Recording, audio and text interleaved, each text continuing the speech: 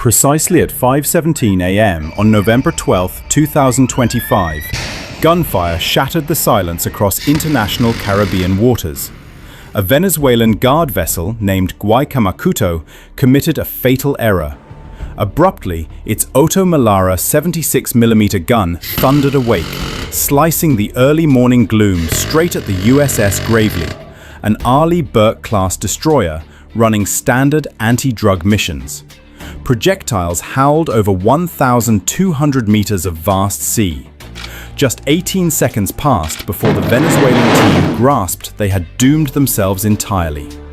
This incident stemmed not from impulsive hostility, but from the climax of a scheme brewing over recent weeks. A deliberate risk taken by Venezuela's maritime leadership, betting they might leverage the region's labyrinth of craggy outcrops and erratic flows to surprise US vessels with no repercussions.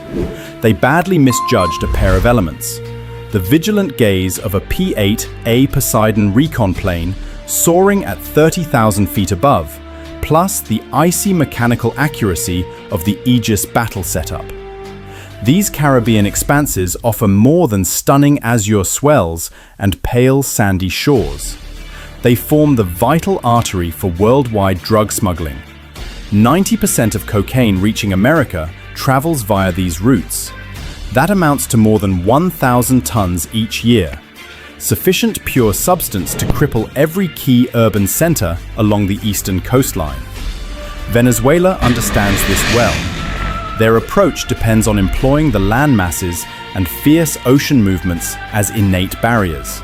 An astute protective stance, yet insufficiently advanced overall. Directly within this crucial bottleneck, Venezuela took their chance. Theoretically, it appeared as an unbeatable task for the US side. The Venezuelans held terrain familiarity, sharp-edged isles offering concealment, capacity to unleash drone horde methods in moments, and strong regional tides that muddled sensor readings. Yet, the initial play in this lethal strategy game came not from a battleship. It originated with a modified Boeing 737 jet looping steadily beyond the edge. Why skip the heavy hitter at the start? Opt for the precision expert instead. The P-8A Poseidon thrives on one fundamental concept: dominating the science of downward observation. Its main tool isn't ordnance, but the AN/APY-10 multimode radar nestled in its forward pod. View it not as basic signal scanning, but akin to a potent CT imager for maritime surfaces. It functions across various settings, though its real power lies in synthetic aperture functionality. It avoids mere dots on monitors. Rather, it captures countless radar images every second during flight, employing internal high-performance processors to merge them into photo-level visuals. That's the way a technician in cooled quarters can distinguish the sensor echo of a 2,500-ton Venezuelan guard ship from a 3,000-ton merchant cargo at 150 miles distant. The method represents a triumph of coordinated conflict. While the P-8's sensors map the operational scene, crew analysts label possible dangers. Such info, location, direction, velocity, and detailed sensor pictures gets packed and sent via Link 16. Link 16 serves as the armed forces' secure, interference-resistant aerial network. The transmission goes from the P-8 to an orbital relay, then to the operations hub on board USS Gravely. At that point, it emerges not as a spoken update needing notation. It loads instantly as an adversary marker on the Aegis platform's primary interface, equipped with every detail the P-8 collected. The Venezuelan craft remains clueless it's been spotted, categorized, and locked on prior to its sailors completing breakfast brew. However, the P-8 carries a key weakness. It remains a 737 frame, large, noisy, bearing a concealment rating like a soaring delivery van. Hence its operation at safe separation, barely beyond the reach of Venezuela's shore-based anti-air setups. A measured hazard with its superior monitoring prowess offset. At 5:17 a.m. sharp, The Venezuelan commander's directive pierced the dawn quiet. Open fire. Here came their peak, the peak of their bold venture. Their whole plan pivoted on dragging the clash into tight quarters, approaching near enough that US innovations proved ineffective. Their selected armament, the Otto Melara 76mm gun, lacks sniper-like accuracy. It acts as an amplified scattergun. Its role is straightforward. Function like a massive, rapid, abrasive sprayer, demolishing all on a foe's surface via a barrage of 100 fragmenting rounds each minute. Sensor masts, signal gear, visible staff, all turn to wreckage. Their tactics required nearing to spot corrosion on a rival's exterior, deliver a crushing opening blow, then slip away into the landform puzzle ahead of the behemoth's reply. Clever methods for a compact, resourceful fleet, yet everything rested on one deadly core presumption, that their advance stayed undetected. They saw themselves as predators laying a snare. The US counter-proved quiet, electronic, and completely indifferent. Within Gravely's operations core, no chaos ensued, merely protocol. The primary safeguard layer involved no firepower. It centered on digital evasion games. The warship's robust ANSLQ-32 countermeasures array, dubbed SLIC, activated. This serves as the vessel's illusion expert. Initially, Gravely entered a mission restraint mode, reducing its sensor emissions so its 9,000-ton bulk showed an electronic trace like a modest angling boat. Next, SLIC started its core task, virtual mimicry. It broadcast several strong false sensor echoes outward.